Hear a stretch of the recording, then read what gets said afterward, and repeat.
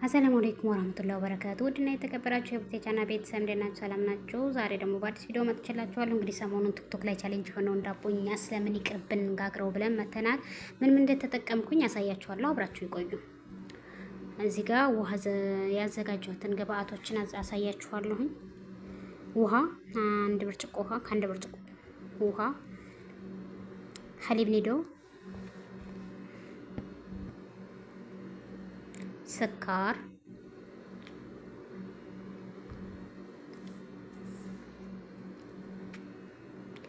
ካሜራ አንድ መላጊያ በሉት፣ ሁለት መላጊያ ያደረኩት እኔ በትንሽ መላጊያ ስለተጠቀምኩና እንደ ሾርባ መላጊያ ካሜራ፣ ቤኪንግ ፓውደር፣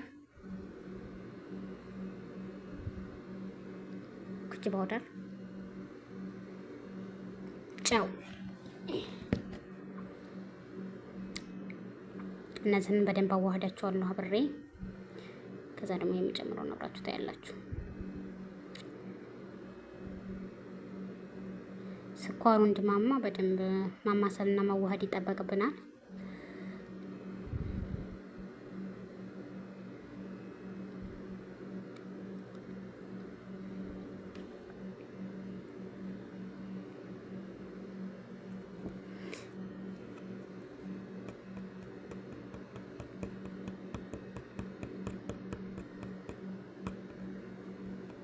ዘይት ትንሽ ጨምራለሁ። የተወሰነ ዘይት ጨምሬያለሁኝ። እናንተም በምትፈልጉት በመጠናችሁ ያክል መጨመር ትችላላችሁ። ያው እኔ የሚያስፈልገኝን ግብአቱን ብቻ ላሳያችሁ ብዬ ነው። ከዛ ሁለተኛ ደግሞ ውሃ፣ 2 ኮብ ውሃ ነው የተጠቀምኩት። ውሃ የተጠቀምኩበት ኮብ ከትንሽ ከውሃ መጠጫ ብርጭቆ ትንሽ ተለቅ ያለ ነው። ያው እናንተ መጠናችሁን ታውቃላችሁ። እኔ እንደ መጠኔ የሚበቃኝን ያህል ነው ያደረኩት ማለት ነው። አንድ ከግማሽ አድርጌ እንደገና እንደማይበቃ ሰቀ በቃ ሁለቱንም አደረኩት ማለት ነው። ያኔ ስጨምር ሌላ የጨመርኩ እንዳይመስላችሁ ያንኑ ነው። ከዛ እዚህ ጋር ዱቄቴን እጨምራለሁ ማለት ነው።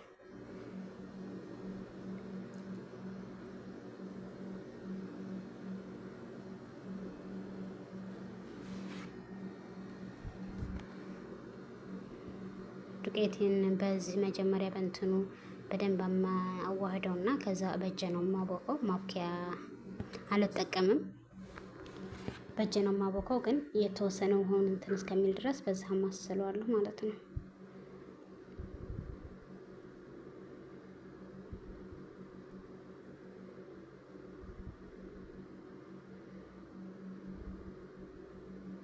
ከዛ ደግሞ ካሜራው ደግሞ አይዘብጥም መሆኑ ነው። እንዴት እያደረጋችሁ ነው የምትቀርጹት? ግን ካሜራ የምትቀርጹ ልጆች ማለት ነው እንዴት ነው የምታደርጉት? እጄን እየታጠብኩ ነበር ወይ ማለት ነው። እጄን ታጥቤ ነው ያቦካሁት። ለምን ግላፍስ አለበሽ ምናምን እንዳትሉኝ፣ እጄን ታጥቤ ነው። ለእኔ ብቻ ነው ደግሞ የምሰራው፣ ለሰው አይደለም፣ ለሌላ ሰው አይደለም፣ ለእኔና ለጓደኛዬ ነው። እሷም ኬድ የኔች ቆሻሻ ለመሆኑን ታውቃለች። 24 ሰዓት ሙሉ የማዳምን ዕቃ እያጠብኩበትማ ኬድ ቆሻሻ አይሆንም። ስለዚህ እጄ ንጹህ ነው። ለምን ግላስ አለበሽ ብላችሁ ቅር እንዳይላችሁ እና ይሄው ሊጡን በዚህ መልኩ ከቦካ ትንሽ ፈጣይር ከምንሰራው ሊጥ ቀጠን ያለ ነው ማለት ነው። ትንሽ ላላ ያለ ነው ያስታውቃችኋል። እና በደንብ ብዙም አላሸውትም እውነት ለመናገር ዳቦ ላይ በደንብ እንትን ሲል ሀሪፍ ነው ምናምን ይላሉ። እኔ ግን እንደዚህ ነው ያቦካሁት። በጣም ያሻሉ። ዩቱብ ላይ ራሱ እንደማየው 1 ሰዓት ነው የሚያሹት መሰለኝ። መድሪ እዛው ተቀምጠው ነው የሚሉት ሊጥ ውስጥ ማለት ነው። እኔ ግን ቶሎ መጨረስ አለብኝ ማዳም ሳትመጣ እና እዚህ ጋር ከድኛ አስቀምጠዋለሁ እስከሚቦካ ድረስ ማለት ነው። በቃ ይህን ሰሞን እኮ በቃ ቲክቶክ ላይ የታየው ነገር አይቅር ተብሏል መሰል እንጃ። እንደዛ አድርጌ አስቀምጠዋለሁኝ እንግዲህ እንትን እስከሚል ድረስ እስከሚቦካልኝ ድረስ የተወሰነ ደቂቃ መቀመጥ አለበት። ቦታውን ስታጸዳዳ ጠብቁኝ እንዳትሄዱ። ተመልሻለሁ። እንግዲህ ዘይት እና እንትኑ መጋግርበት ዳቦ ላይ ዘይት አድርጌ በእንትን አለቀልቀዋለሁ ማለት ነው። ባትለቀልቁትም ግን አይዘባቸውም። ያው የኔ ሳህኑ ትንሽ ስለተላላጠ ለዛ ነው።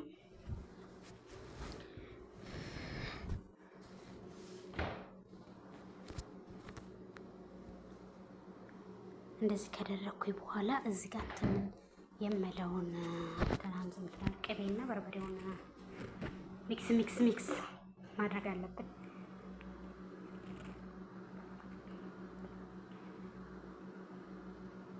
ዘይትን ተጠቅሜያለሁ። ዘይትና ትንሽ ቅቤ፣ ዘይት፣ በርበሬ ነው የተጠቀምኩት እኔ። አብዛኛው ዘይትን በርበሬ ነው የሚጠቀመው። እኔ ግን የተጠቀምኩት ቅቤ፣ አንድ መለኪያ ቅቤና ዘይትን በርበሬ ብቻ ነው።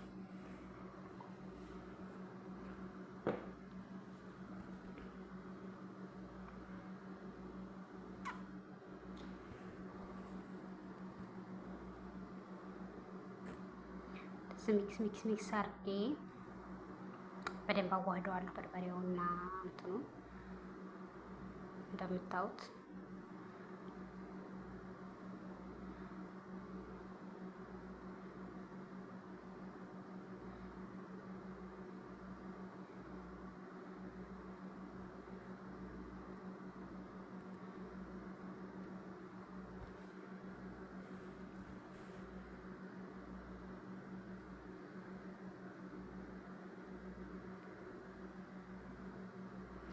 ዛሬ ጤና መጣ። ካሜራው ግርድ እያለ ምንም ሊስተካከል አልቻለም። ካሜራማን ያስፈልገኛል እንግዲህ ወደፊት። ለካ ዩቱበሮች እና ቲክቶከሮች ብዙ ፈተና አይተው ነው እኛ ጋር በአንድ ቪዲዮ ብዙ እና የምናወጣጣላቸው ማለት ነው። እነሱ መከራ ያዩበትን ቪዲዮ ነው። ካሜራ መቀረጽ በጣም የሚያስቸግር ነገር ነው። እንደዚህ በቦክስ ነፋሁት። በቦክስ በልበሉት ብላለች ሱሲ። እንግዲህ በቦክስ ነው የነፋሁት። ከዛ እንግዲህ ደግሞ ዳይ ወደ ነው ማለት ነው። ዲጤ አስተካክል። ቆይ ጠብቁ።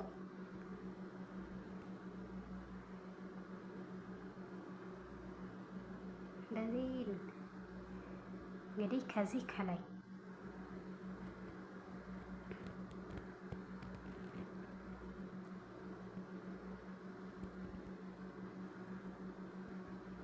እንግዲህ ያን እንትን ያደረኩትን ሚክስ ያደረኩትን ነገር ከላይ አፈስሷለሁ ማለት ነው።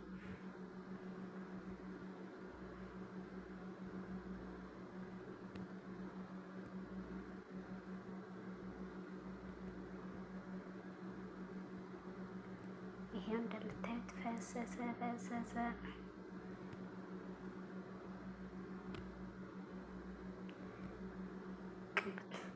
ቅብት ነው። ከዛ በኋላ በዛ መሰል በዛ እንደ እስኪ ንገሩኝ። ይሄው እንደዚህ እንትናልኩት ማለት ነው። ብዙም ወደ ውስጥ ያኔ እንትን በእጄ ብቻ የተወሰነ ነው ያስገባሁት። ብዙም ወደ ውስጥ አልገባም። በውስጥ እንዲገባ ራሱ ሁሉም እንትን አልፈለኩም። እንደዚህ የተወሰነ ከስር በትንሹ ከፈት እያደረኩ አስገባሁት። ከዛ እንደምታዩት ነው እንግዲህ ዳዳሩ ፍርን ውስጥ ሲገባ እንዳይሸት በርበሬው በሶፍት እንደዛ አድርጌ ጠረግ አደርገዋለሁ። ከዛ በምታዩት መልኩ ጃህዝ ሆኗል ማለት ነው። የተወሰነ ደቂቃ ከድኛ አስቀምጠዋለሁ። ቢያንስ 5-10 ደቂቃ ማለት ነው። እንግዲህ ከ10 ደቂቃ በኋላ ይኸው ተመልሻለሁ። እዚህ ጋር ደግሞ ስምስም እና ሀባሶት አደርግበታለሁ። ሀባሶት ምንድን ነው በአማርኛ? በኮሜንት አስቀምጡልኝ። እዚህ ጋር ስምስም አደረግኩኝ። ይኸው ሀባሶቴንም አደረግኩ። አሁን እንግዲህ ዳይ ወደ ፍርን በዘወይ ከቤቱ ውጭ ወጥቼ ነው እየጋገርኩ ያለሁት ማለት ነው። እነሱ የማይጠቀሙበት ኩሽና አይደል፣ ወደ ቤት ቀረብ ያላል ወጣ ያላል። በርበሬው የኛ በርበሬ ታውቃላችሁ በጣም ይሸታል።